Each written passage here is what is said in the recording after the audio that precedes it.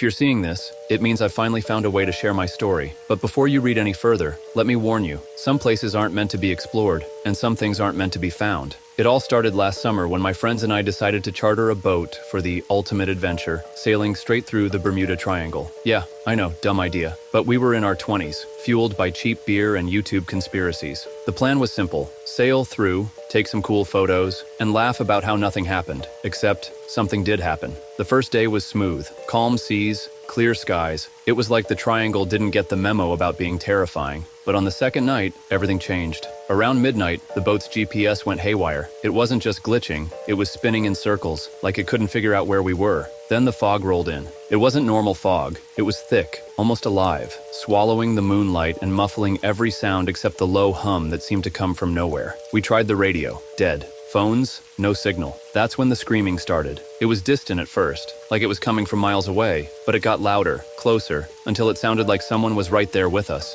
We searched the deck, the cabin, everywhere, but we were alone, or so we thought. Around 3 a.m., we spotted it, a ship. It looked ancient, like something straight out of a history book. Its sails were tattered, its hull covered in barnacles, and yet, it moved effortlessly through the water. No engine, no crew, just there. We should have turned the boat around right then and there, but curiosity is a hell of a drug. We decided to follow it, thinking it might lead us out of the fog. Instead, it led us to them. The ship stopped suddenly, and that's when we saw the lights beneath the water. At first they were faint, like bioluminescence, but they grew brighter, forming strange patterns that looked almost deliberate. One by one, my friends started acting weird. Jake, the loudmouth of the group, went silent, staring into the water like he was in a trance. Sarah started laughing hysterically, tears streaming down her face. And Ryan? He jumped overboard without a word. I screamed for him, but he didn't come up. None of them did. The water swallowed them whole, leaving only ripples and silence. I tried to steer the boat away, but the controls wouldn't respond. That's when I felt it, a presence behind me. Turning around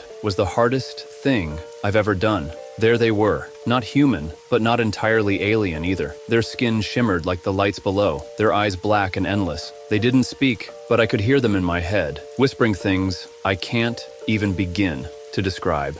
I don't remember much after that, just flashes of being surrounded by water, of those creatures staring at me, and a blinding light that felt like it was tearing me apart. When I woke up, I was on the deck of the boat, drifting in open water, alone. No fog, no lights, no sign of my friends or that ship. The Coast Guard found me 2 days later, dehydrated and half mad. They didn't believe my story, of course. Who would? But here's the thing. I know they're still out there, watching. Every night since I've been back, I've had the same dream. I'm back on that boat, staring into the water, and I hear them calling my name. If you ever find yourself near the Bermuda Triangle, do yourself a favor, turn back. Some mysteries aren't meant to be solved.